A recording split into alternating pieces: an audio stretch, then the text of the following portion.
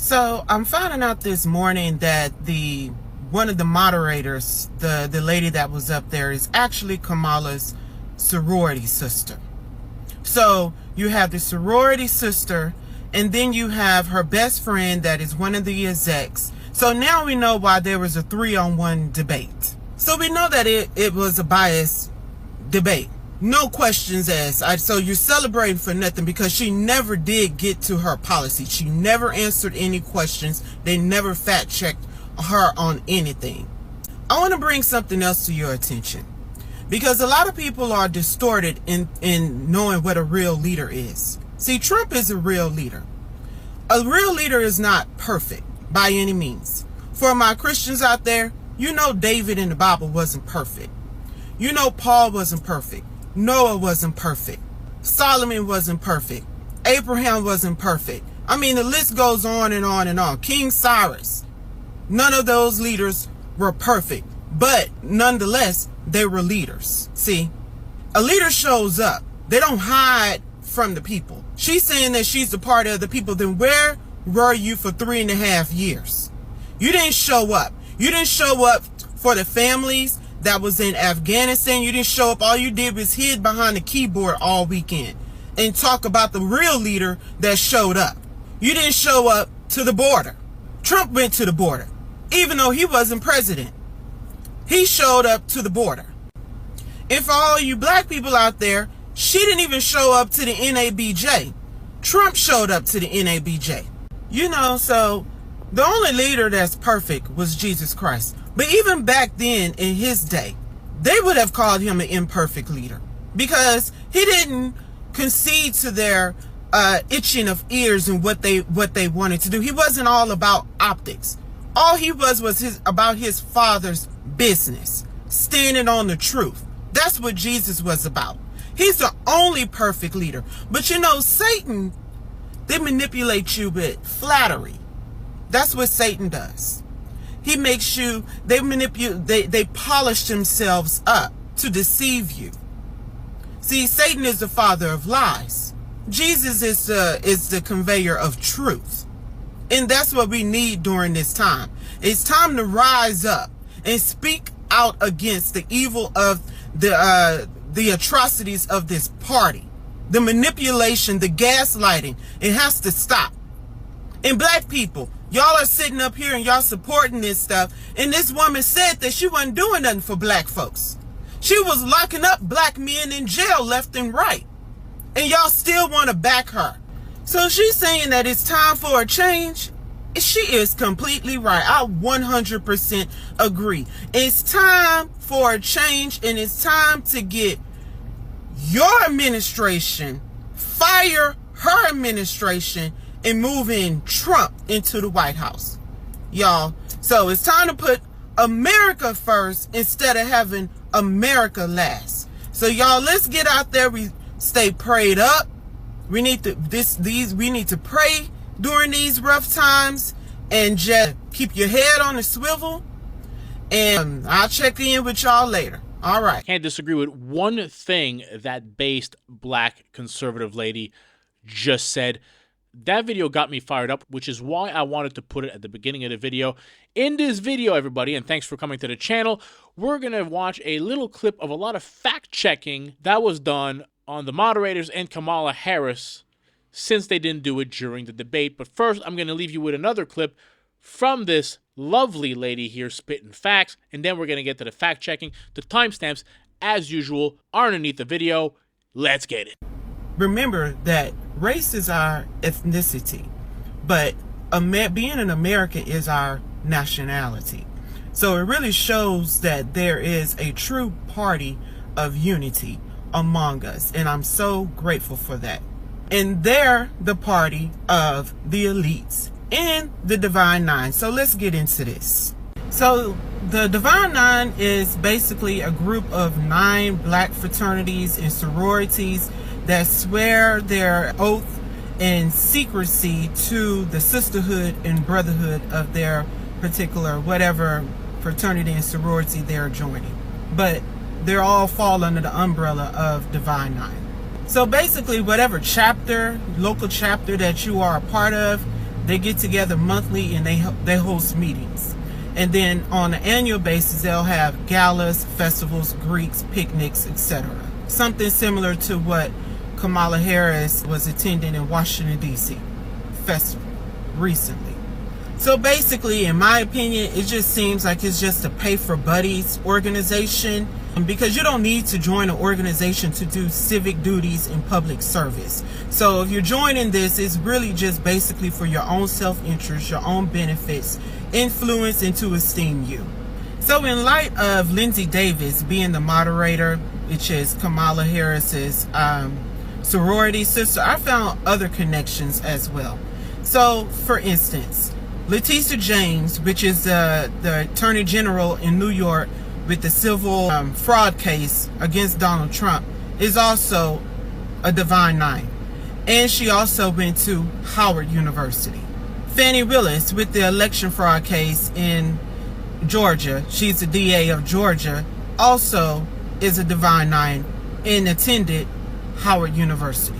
Alvin Bragg, in the hush money trial, I didn't really find any kind of membership of him being in an organization, but he is definitely affiliated with the Divine Nine. So just for kicks and giggles, I also looked into the E. Carroll case to see who presided over that case, and lo and behold, I found Judge Lewis A. Kaplan, which was also appointed by Bill Clinton. So now you see the connection between Kamala Harris and all of these DAs and judges, and even with Clinton. And they're in close proximity of Kamala Harris.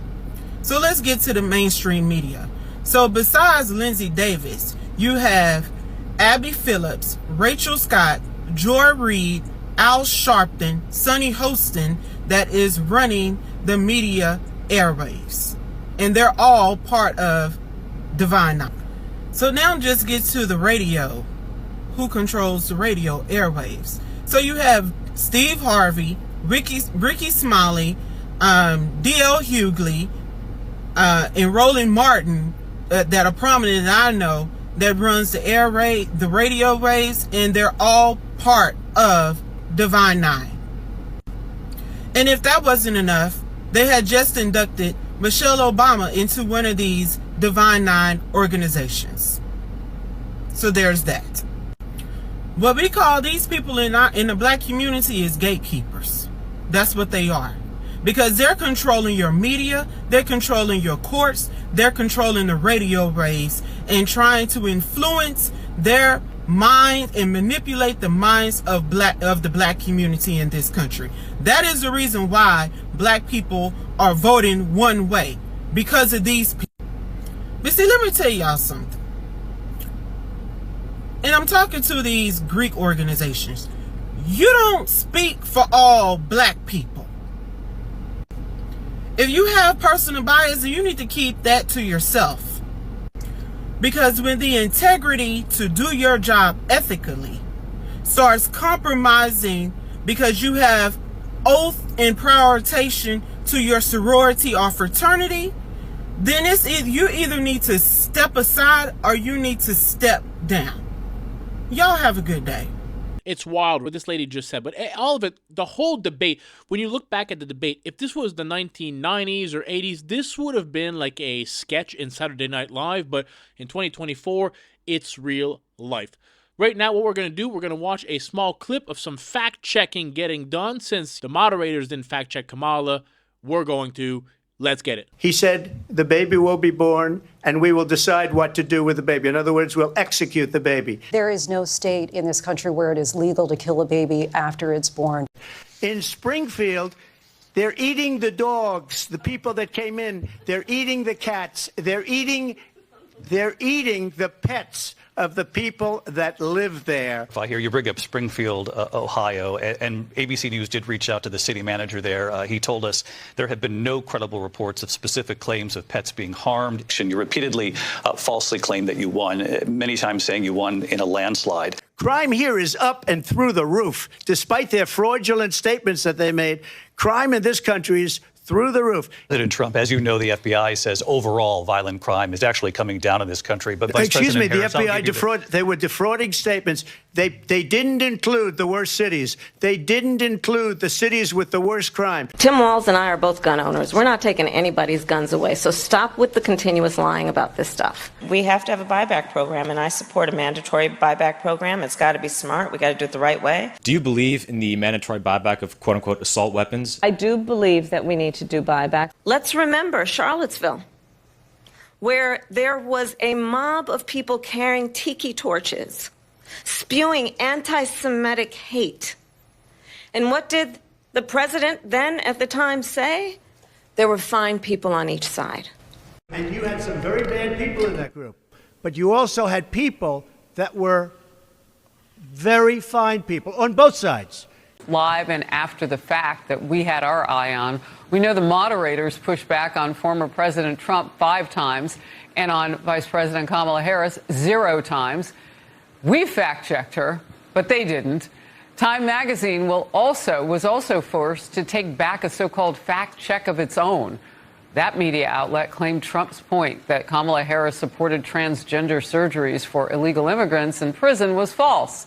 The vice president did, in fact, check yes in support on a survey she filled out during her 2019 presidential run. Oh, violent crime is down, is it? This is from the DOJ National Crime Victimization Survey, and it shows that violent crime is up 37% since 2020.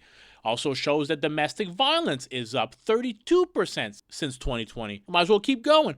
Motor vehicle theft up 42% since 2020. Aggravated assault up 55% since 2020. Rape up 42% since 2020. Who was fact-checking the fact-checkers during this debate? What happened in that debate was such an abomination. Not just people on the right should be offended by this, but people on the left. If you want a good republic, a democracy, you should be scared of this as a people. And it's pretty bad when a former Clinton advisor, somebody who worked on the Clinton staff, is coming out and saying, hey, yo, I'm not down with this, so let me fact-check Kamala for you. Hindsight being 2020, I wish Trump would not have done the debate. I was looking forward to it. I gotta say, I still think he did good. I feel much better about it now, days removed from it, than I did right after the debate. I was pessimistic after the debate. I didn't think he did that great. Not that she did great either, but I didn't think Trump did that great. Looking back on it now, I think it's better than I thought it was. But I do think they shouldn't have done it. It was supposed to be on Fox. They didn't want it to be on Fox. She wanted the questions ahead of time. She wanted her arena, her buddies, her sorority pals. Dana Walden, the head of ABC, introduced Kamala to her husband. The game is rigged.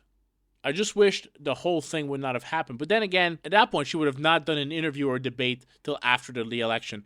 It would have been crazy. I'm happy they did. I wouldn't mind if they did another one. I know Trump just came out, and we're going to talk about it in a second, just came out and said he is not going to do a third debate. The polls are out now a few days later. It looks like he came out on top of the Kamala debate. I know right after the debate, the polls were favoring Kamala, but now today, coming out, the CNN polls absolutely crushed her. So let's take a look at this next little clip. I'll catch you on the back end. Lindsay Davis, Robin Roberts is right. It's a sorority thing. I don't understand it all. So you have to explain it to everybody. Sure. You're a sorority sister of Kamala Harris. Right. Well, you know, pearls are a symbol of Alpha Kappa Alpha Sorority Incorporated, which she pledged while she was at Howard University. And the strand of pearls is symbolic of the unity and the sisterhood. OK, but on this day, there's actually a Facebook page of women who say wear pearls on January 20th, 2021. And hundreds of thousands of women are apparently wearing pearls in support of her. But here's a fact. He did get pushback from them. They did try to fact check him in real time, but there were numerous questions that she would not answer. And she did tell several lies and got no fact checking. So I think if you're going to lay down a marker that we're going to push back on these candidates, you got to do it to none or you got to do it to both. They asked her directly in the very first question if she thought they had any responsibility for the economic conditions or that people were better off than they were for. And she completely ignored it. They asked her on immigration. Why did you wait until 6 months before the election to do anything? And she completely ignored it. And so fact-checking and Barb's aside, those are the two most important issues in the election. They asked her. She completely ignored them. And they spent all their time going after Trump and didn't follow up on any of that. I thought it was ridiculous. My reaction is I'm really concerned about what ABC did. When the refs put their finger on the scale, you got to throw out the score of the game. What would have happened in that debate had they challenged Harris and said, you know, that's not right, what you said there about Charlottesville. Right. We don't know how she would have reacted, and then Trump wouldn't have had to spend all his time on the defense center. I think they did a real disservice to the voters of America when they did that, and they put in jeopardy the institutions of debate. Well, and look, for the candidate on your side of the political aisle, it might have helped her. You know, I mean, if you want to get sharp, you have to rub up against something that will sharpen you. And it might have even helped her quiet down those in your party who still have so many questions about her policies. But when a prize fighter loses a fight, you've seen a lot of fights, right?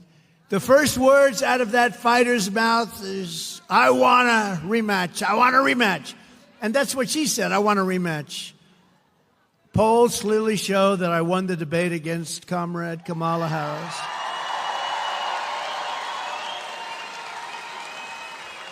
And as you probably know, because, you know, when you say Harris, does anybody know who Harris is? Now, Kamala is a very different kind of a word. Nice name, very nice name. But you know her as Kamala. You don't know her as Harris. When you say Harris, everyone says, who the hell is that, right? But she immediately called for a second debate, which means that she was like a prize fighter that lost a fight. We had two debates, though. I had a debate with crooked Joe Biden, right? And I had another debate with her. She and crooked Joe have destroyed our country with millions of criminals and mentally deranged people pouring into the USA, totally unchecked, unvetted, and with inflation bankrupting our middle class. It has gotten bad. Everyone knows this, and all of the other problems caused by Kamala and Joe. It was discussed in great detail during the first debate with Joe and the second debate with Comrade Harris. I just hope that the independent voters out there see through all the BS. And I think they can, because I had friends, I was watching this with some friends that have no dog in the race, are not citizens, they're Asian citizens from Thailand, and I was watching it with them. They speak great English, and they were watching it saying, this seems unfair. Why are they favoring her? Why aren't they fact-checking her? Why are they grilling Donald Trump? So if they can see it, people that are not affected by this, that don't care about the outcome, I'm hoping that the good people of America can see it, and that come election day, we absolutely crush it. Hope you all enjoyed the video. If you did, smash that thumbs up button. Consider subscribing to the channel. Help it grow. Catch you all in the next video. Peace out, everybody.